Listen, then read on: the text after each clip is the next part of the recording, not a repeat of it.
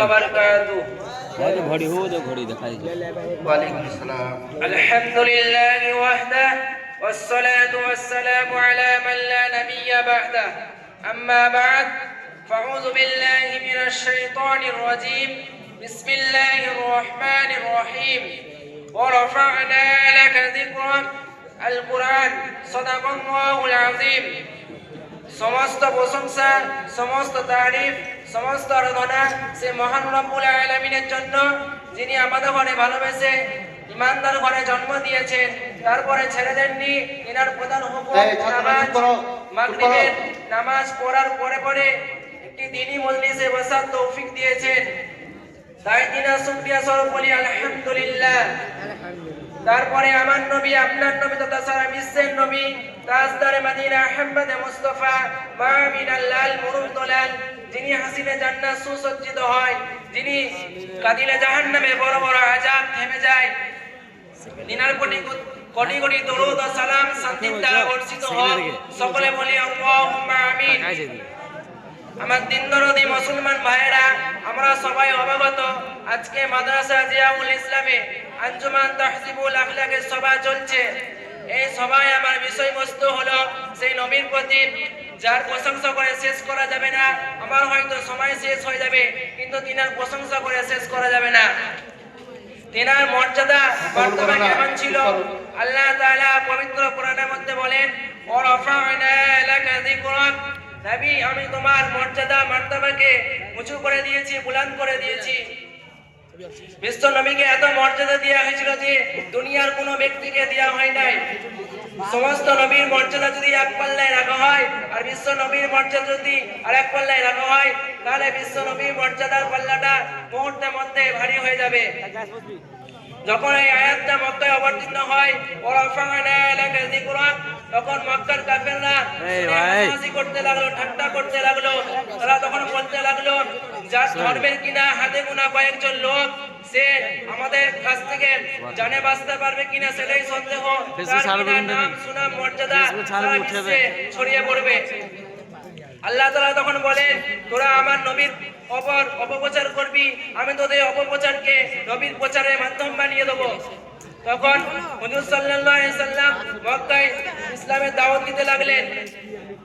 তারপর হজের মৌসুম চলে আসলো, সারা বিশ্বের মানুষ লক্ষ লক্ষ মানুষ মক্কায় হজ করতে আসলেন। তারা তাবুতে আশ্রয় নিলেন। তখন আবু জেহেল বলছে আমার এখনই সুযোগ, এই সুযোগ আমাকে কাজে লাগাতে হবে। তখন আবু জেহেল তার কর্মীদের ঘরে ডাকলো, ডাকার পর বলল তোমরা হাজী সাহেবদের তাবুতে যাও, যে বলো তোমরা হজ করতে এসেছো ঠিক আছে, জমজমের পানি খাও, খেজুর খাও, সবকিছু করো ঠিক আছে, কিন্তু মক্কায় একটা নতুন পাগল এসেছে, বড় জাদুকর এসেছে, তার নাম হলো মুহাম্মদ, নাউযুবিল্লাহ। তোমরা তার কাছ থেকে দূরে থাকবে। তার কথা শুনলে ভাই ভাইয়ের সম্পর্ক ছিন্ন হয়ে যায়, বা পেটের সম্পর্ক ছিন্ন হয়ে যায়, বা মা মেয়ের সম্পর্ক ছিন্ন হয়ে যায়। তার কাছে গেলে স্বামী তার স্ত্রীকে ছিন্ন করে দেয়। তোমরা মুহাম্মদের কাছ থেকে দূরে থাকবে, তোমরা হজ করে নিজের নিজের এলাকায় ফিরে যাবে। তারা মনে মনে নিয়ত করে নিল যে আমরা হজ করি বা নাই করি এই বড় জাদুকরকে দেখে যাব। এত বড় জাদুকরের নাম আগে কখনো শুনি নাই। তাদের হজ করা শেষ হলো। তারপর বিশ্ব নবীর ঘরের সামনে লাইন দিয়ে দাঁড়িয়ে আছে। আবু জেহেল দেখে তখন আফসোস করতে লাগলো যে আমি করতে চেয়েছিলাম অপপ্রচার, আজকে হয়ে গেল সেটা প্রচার। আল্লাহ তাআলা আবু জেহেলের মাধ্যমে দ্বীনের কাজ নিয়ে নিলেন। আল্লাহ তাআলা তাকে বেশি ভালোবাসেন, তার নাম সুনাম মর্যাদা সারা বিশ্বে ছড়িয়ে পড়বে, দুনিয়ার কোনো ব্যক্তি আটকাতে পারবে না। তো তারা যখন বিশ্ব নবীর নুরানি চেহারাকে দেখলেন, দেখে অবাক হয়ে গেল। বিশ্ব নবী এত সুন্দর নুরানি চেহারা, এত সুন্দর লিবাস, এত সুন্দর দাড়ি, এরকম ব্যক্তি তারা আগে কখনো দেখে নাই। তারা ভাবতে লাগলো এই ব্যক্তি কোনোদিন পাগল হতে পারে না। আমরা ভাই অনেক পাগল দেখেছি, পাগলদের চুল উস্কো খুস্কো থাকে, লিবাস ঠিক থাকে না, লিবাসে ময়লা থাকে। তারা তখন বলল এই ব্যক্তি কোনোদিন পাগল হতে পারে না, তার মধ্যে পাগলের কোনো চিহ্ন নাই। আবু জেহেল আমাদের ঘরে মিথ্যা কথা বলেছে, সে কোনোদিন জাদুকর হতে পারে না। জাদুকররা তো মনে মনে মন্ত্র পড়ে, সে তো কিতাব থেকে সুন্দর সুন্দর কথা বলে, তার কথা শুনে আমাদের মন ঠান্ডা হয়ে যায়, অন্তর ঠান্ডা হয়ে যায়। তারা তখন বুঝতে পারলো সে ব্যক্তি কোনো সাধারণ ব্যক্তি নয়, শেষ জামানার পয়গম্বর তারা তখন বুঝতে পারে কালিমা পড়ে মুসলমান হয়ে গেল। বিশ্বনবীর নাম সুনাম মর্যাদা কিভাবে দুনিয়ায় ছড়িয়ে পড়লো হাদিসের মধ্যে এসেছে, হাইসুমা যুকিতু যুকিতা মাইন। আল্লাহ তাআলা বলেন, নবী আমার নাম যেখানে নেওয়া হবে তারপরে আপনার নাম নেওয়া হবে। আমরা যখন কালিমা পড়ি প্রথমে পড়ি লা ইলাহা ইল্লাল্লাহ, তারপরে পড়ি মুহাম্মাদুর রাসূলুল্লাহ। প্রথমে আল্লাহর নাম পড়ি, আল্লাহর নাম নিই, তারপরে বিশ্বনবীর নাম নিই। আমরা যখন আযান দিই প্রথমে 4 বাক্য আল্লাহর বরত্বের ঘোষণা দিই, তারপরে আল্লাহ যে এক, আল্লাহ আমাদের রব তার সাক্ষী দিই, তারপরে বিশ্বনবীর সাক্ষ্য দিই। আমরা যখন নামাজে দাঁড়াই তার আগে যখন ইকামত দিই সেখানে আল্লাহর নামের পর বিশ্বনবীর নাম নেওয়া হয়। আমরা যখন নামাজের শেষ বৈঠকে বসি তাসাহুদের জন্য তারপরে বিশ্বনবীর নামে দরুদ পড়া হয়। এইভাবে বিশ্বনবীর নাম রোশন সারা বিশ্বে ছড়িয়ে পড়ল।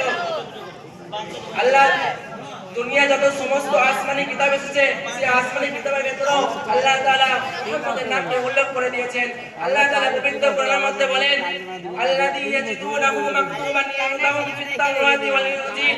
তাদের কাছে যে তাওরীত ইনজিলের কিতাব এসেছে সেই তাওরীত ইনজিলের কিতাবের ভেতরেও আমি মুহাম্মদের নামকে উল্লেখ করে দিয়েছি।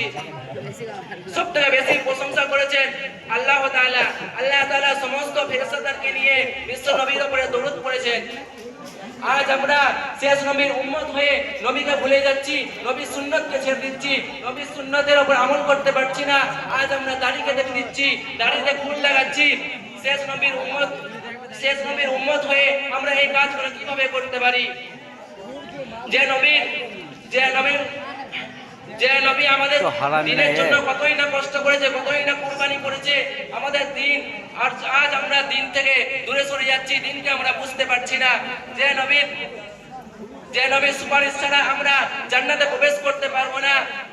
কিয়ামতের দিন সমস্ত নবী নাফসি নাফসি করবে, আর আমার নবী আপনার নবীর ইয়া রাব্বি উম্মতি ইয়া রাব্বি উম্মতি করবে।